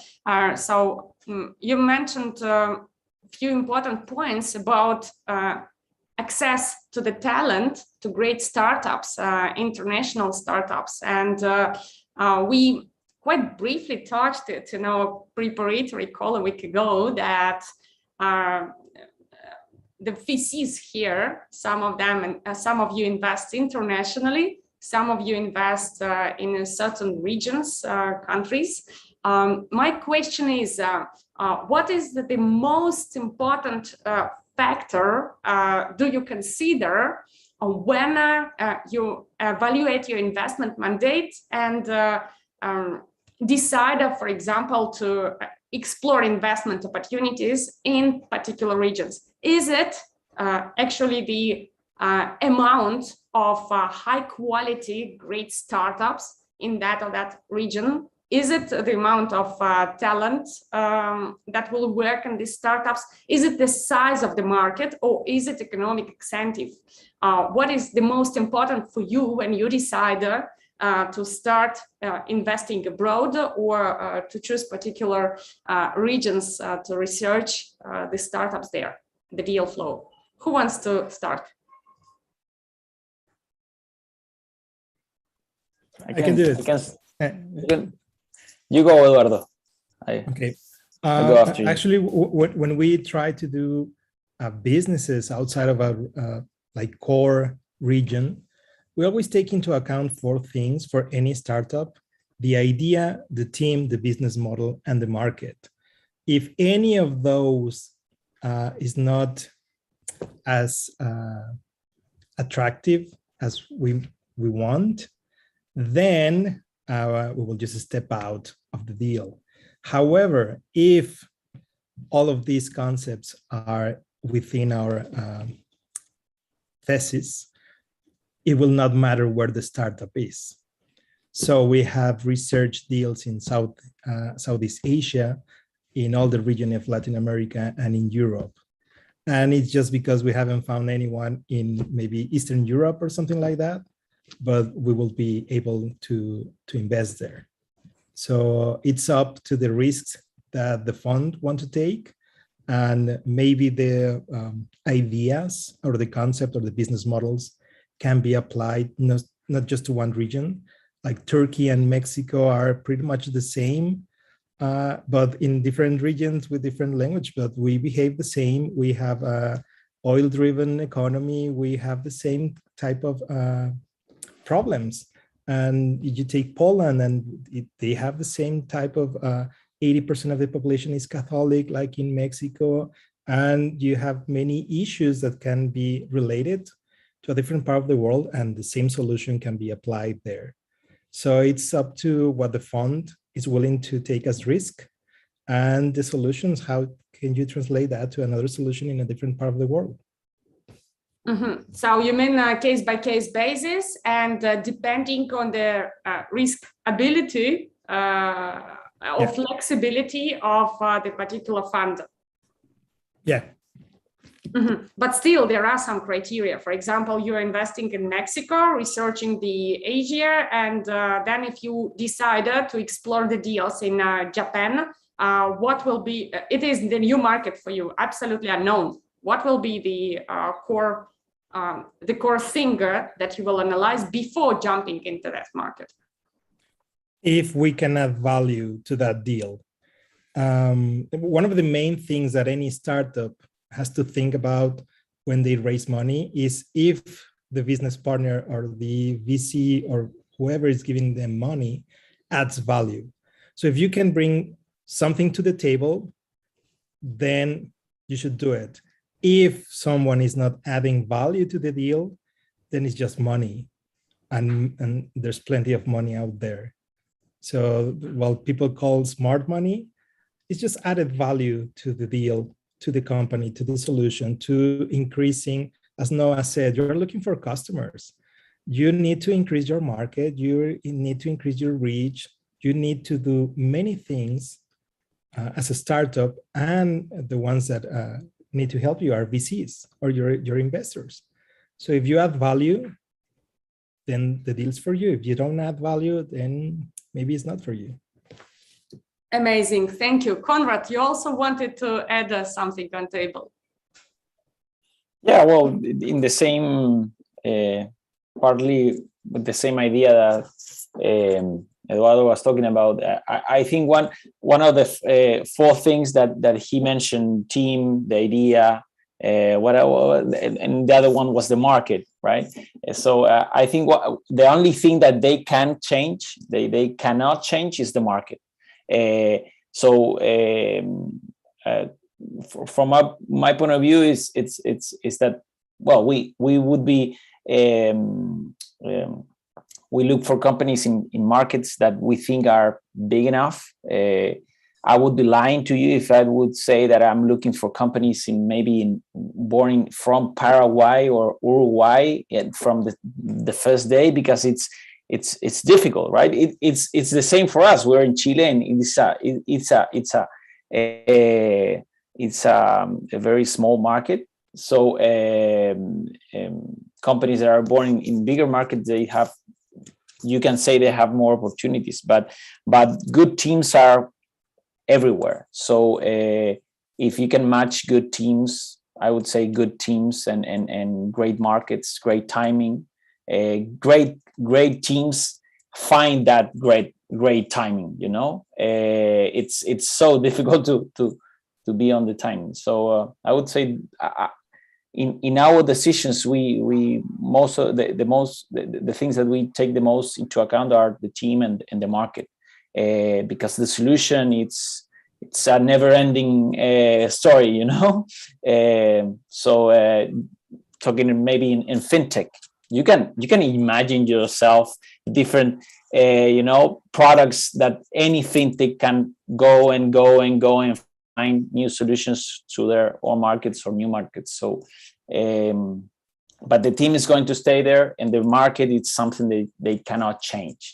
They need to follow, and they need to find a way to do it. So I think that there's the two things we mostly take into account. Thank you, Conrad. And I have a question to Noor. Pegasus Ventures is from US, investing internationally. US is one of the big markets, and majority of tech startups, when they scale up, they want to enter US market. So how do you approach this? Yeah, so at Pegasus, we're geographic and agnostic. We invest in all different types of geographies all around the world, and we look at companies from every different geography. For us, what's most important is not necessarily which market they're in or their starting point, but we look for companies that have an unfair advantage, whether that be through their business model, their team's expertise and connections, or traction, a variety of other factors, partnerships they may have. We just look for companies that are able to exploit an unfair advantage that is going to make them succeed compared to the rest of the competition or the incumbents in the industry, and they're doing something disruptive there. So that's what we look for when we're investing. The company could be in any market. They could be in Nigeria. They could be, anywhere pretty much. But if they have the ability to expand and keep expanding, I think that more and more nowadays, we're seeing companies that are starting in a certain region that's maybe not the biggest market, but if they have the ability to expand internationally, then that's really not such an important factor for us. And kind of that's one of the value adds that we have at Pegasus, going back to Eduardo's point, is that we work with 35 plus different corporate partners from all around the world. Some of them including like Asus and Sega and NGK Spark Plugs. And we work with startups directly and facilitate business collaborations to help those startups work with these corporates, which can, be key to their international expansion. So, if they already have that unfair advantage in place and that model can be replicated in other different countries around the world, for us, it's not really so important where they're starting out. Great point. And actually, the unfair advantage factor in the startups, it really deserves the separate roundtable. It's so pity that we are limited with time, because it's another topic to talk about a little bit longer. Thank you, Noah. And I want to ask Francisco, Patrick, and of course, Jesus, what is your opinion there? How can, what do you consider when you start moving internationally on the new markets? How do you approach this? We consider, for us, the most important is the idea, because for us, we are working and helping and supporting entrepreneurs who are solving a real problem of people with disability and elderly people. And if they have a very good idea, we support them. We can help with the team, because the team is very important to put into the market and to develop an idea. But if the idea is good for us, that is very important. And we work with all the disabled association, disability people organization in Spain with open innovation, to work with them and to develop the project and to test the idea, the proof of concept. Is it good or is not good? Is really solve a problem. If we have that, we put all our strongness in to help the startup and the entrepreneur. Thank you, Jesus. Very good point. And yeah, what about Patrick and Francisco? Sure. We obsess over the team. At the end of the day, we're investing in very early stage companies. Chances are what they expect or the plan they have will change, and they'll have to adjust. Many times they'll have to pivot the business model. So we obsess on the characteristics of the team that will allow them to be successful and manage the high degree of uncertainty and manage to very quickly adjust to the market, to the competition, to the regulatory environment. So we really focus on the team and those characteristics. And of course, we do look at the deal, we do look at the market, we do look at the business model. All of that is important, and we do take a look at that.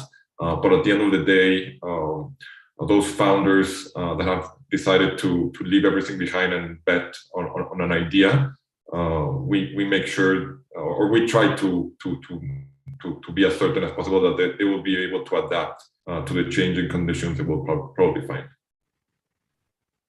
So yeah, team is the core thing for every stage, actually, early stage and scale up, yeah. But on early stage, team is the only thing that you can analyze, actually, in many cases. No traction, no financial revenues or whatever, only team, and that's the most important. Thank you, Patrick. Francisco, last but not least, tell us. We also look for three main things: the team, the market, and the business model.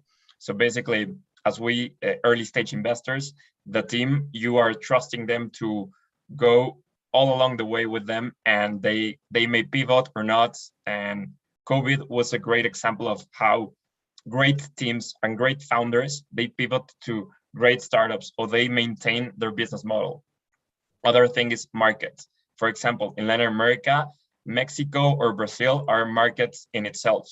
So if we look for a company that's based, I don't know, in Chile, we're also going to look for, okay, where are they going to expand next? Because the size of the market of Mexico and Brazil, it's huge, and it can be a market in itself. And the third thing is the business model, how the company will monetize their idea in the short or long term. Because you have many startups, yeah, acquiring users, but they are not monetizing yet. So these are the three main things we look for investing in a startup. Mm-hmm. And I didn't hear about the unfair advantage. So it's another proof that it is the topic to be discussed specifically. Because yeah, these are obvious things, and thanks a lot for mentioning it. It's crucially important that team understands their monetization in both short and long term. Guys, we are finishing for today because of the time limits, and I want to say special thank you for each and every of you for joining this panel. I'm really honored to be your moderator today. The only thing is missing is time, and I hope that next time we will have more opportunity to go into details about these topics. Thanks a lot, and wish you great luck and a lot of unicorns coming out of your portfolio. Thank you very much.